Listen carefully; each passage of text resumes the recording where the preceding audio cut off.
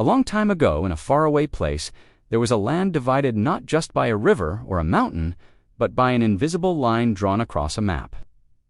This is the story of how the Korean Peninsula went from being one country to being divided into two Koreas, and how those two Koreas almost destroyed the whole world. Chapter 1. The Seeds of Division. The year is 1945. It's the end of World War II, and everyone is celebrating. Except Korea, because they aren't free yet. For 35 years, Korea has been under the control of Japan, and it's been really awful. So, when Japan finally loses the war, everyone assumes that Korea will be free now. But instead, the United States and the Soviet Union decide to split Korea right down the middle. The Soviets get the North, and the Americans get the South. And as punishment for being bad boys, Japan gives up all of its territory south of this line, including the island of Jeju. Well, actually, both sides claim that they're the true Korea and they want to rule the whole thing. Kim Il-sung becomes the leader of the North, and Syngman Rhee becomes the leader of the South. Things don't go great because both guys are kind of dictators, and also because they spend most of their time insulting each other. Clashes across the border become more and more common. First, it's just some shots fired here and there. Then entire companies go missing after crossing into the other side. Then people start dying. By 1950, both sides are getting ready to fight a real war. So they do. Chapter 2. The Invasion. June 25, 1956 a.m. That morning, thousands of North Korean troops crossed the 38th parallel, smashing through South Korean border defenses. Within hours, the South Koreans realize that this isn't just another border skirmish. This is an all-out invasion. As North Korean tanks roll across the border, they destroy everything in their path. Most of the South Korean army is on maneuvers far from the border, so only a few hundred troops are available to defend against the attack.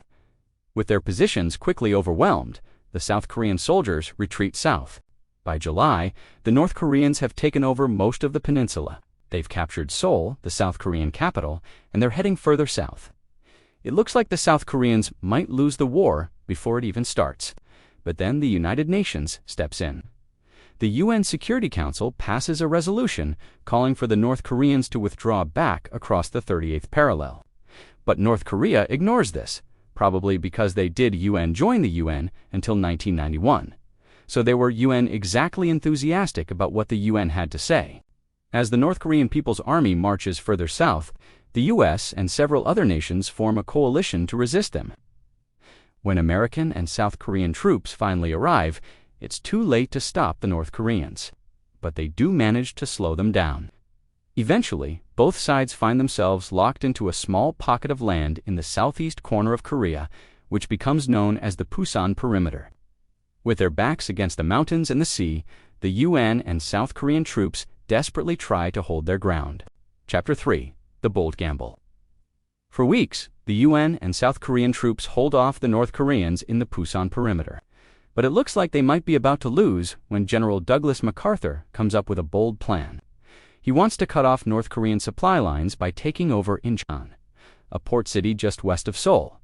It's a risky plan, but it just might work. On September 15, 1950, hundreds of American troops land on the beaches near Incheon, but they face a major obstacle: extremely low tide. Most of the landing craft can't reach the shore, but the troops press on anyway, wading through the shallow water to fight their way ashore. Once they secure the beaches, the rest of the landing force arrives and pushes inland. Meanwhile, other UN troops push east from Busan within days. The UN has retaken Seoul and pushed the North Koreans back north of the 38th parallel. Chapter 4. March to the Yalu. Emboldened by their victory at Incheon, the UN keeps pushing north. They roll past the 38th parallel and keep going. By mid-October, they've reached Pyongyang, the North Korean capital. But the Chinese are not happy about this. They see the UN getting closer and closer to their border, and they don't like it.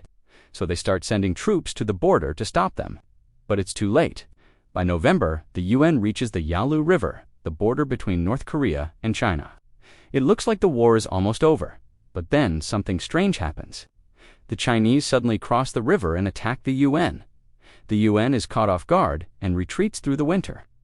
By December, they're back to where they started in early October. Chapter 5. The Stalemate. The year is 1951. Both sides have suffered massive losses, and neither side can make any big gains. The front lines freeze and stay like that for 2 years. But the war isn't over yet. Not by a long shot. For the next 2 years, both sides fight mostly in small engagements. Sometimes a company goes missing from one side and shows up on the other side a few days later. Sometimes a platoon tries to sneak into the other side's territory and gets ambushed. Sometimes they just fight over a hill or a ridge.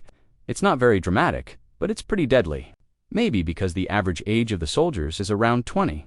Most of the war is fought by young men who haven't really had time to learn how to be adults. That makes it even more depressing when they die. Meanwhile, peace talks go nowhere. Everyone keeps talking about peace, but no one can agree on the terms, so the war drags on. Chapter 6. The Armistice. Finally, on July 27, 1953, everyone signs a piece of paper that says they won't fight anymore. It doesn't end the war or anything. It just means that they won't fight each other anymore. And even that only lasts if both sides behave.